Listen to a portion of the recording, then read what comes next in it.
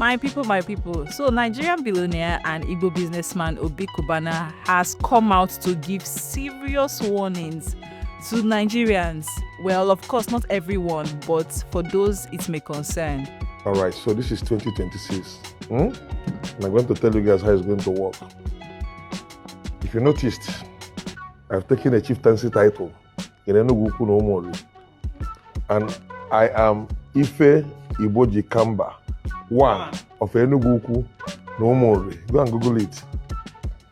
On Friday again, I will take Opato Zuara, one of Oba. That's double chief. What I'm trying to say is that, see all you people that will come to my page when small thing happen, come and be dragging chick that Kagidia. I'm not a double chief. 2026 going forward, no dragging. If there's any issue, DM me. Drag him. Even pop out yourself. Get my paraphernalia of office. They will say, you will take half hour, I'm a pianist. What kind of thing? I don't put a page in. So on a serious note, what I go this year, if you watch my page, it's positive vibes only. Don't bring negativity to my page. I don't like it. I don't deal with it. I'm talking about growth. You're talking about it dragging.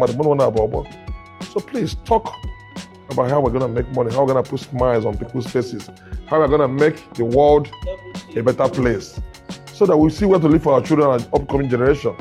Not in social media that crazy. I don't want enough. No dragging this year. Keep it positive, keep it neat, keep it clean, and then we can talk. God bless Nigeria. See to all the people Obi Kubana. Thank you. So according to him, it's a brand new year, the year 2026, and it is time for people to start respecting themselves and most importantly, respecting his titles. Yes, titles in plural. So it is no longer news that Obi Kubana has now been conferred with 2 chieftaincy titles within the space of how many days? Hey, one was received just a few days ago, and today in Anambra State, he's receiving another prestigious title.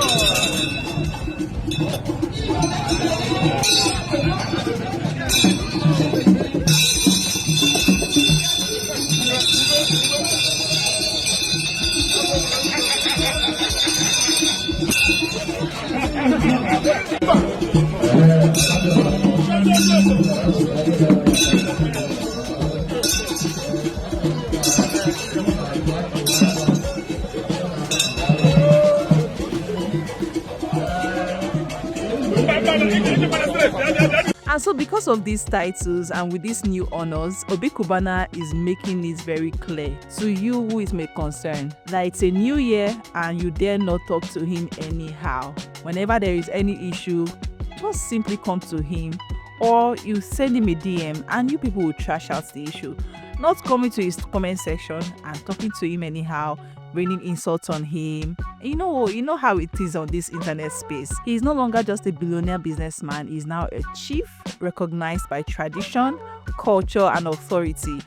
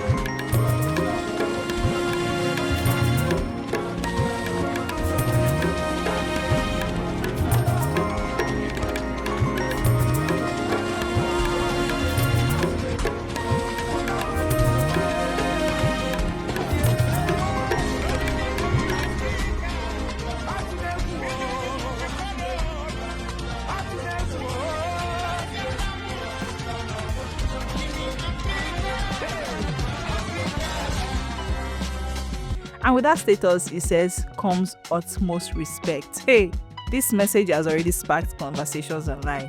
Some see it as a rightful demand for cultural respect. Others say respect should be earned, not enforced. But one thing I know, Obi Kubana is drawing a line this 2026. As Nigeria continues to blend modern wealth and traditional institutions, his statement raises a bigger question.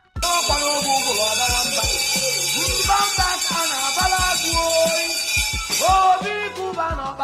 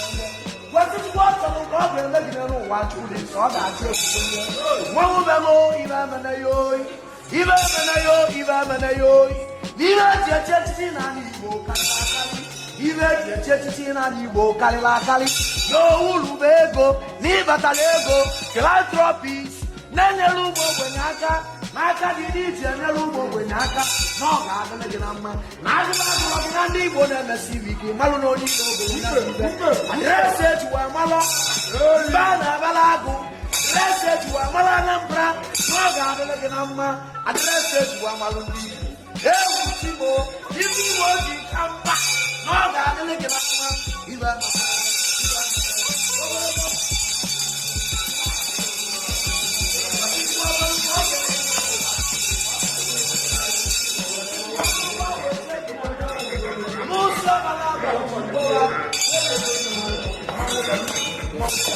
Kataka woki kiobio Mwa le kuopie Iti na webe solia Agumbalemba na nisi Okolo de luidelo Iwana kadidi watama Iwana kese watama Tutu wakalu wage mekinu watama Kakobi na wiye kuoi Abatoswa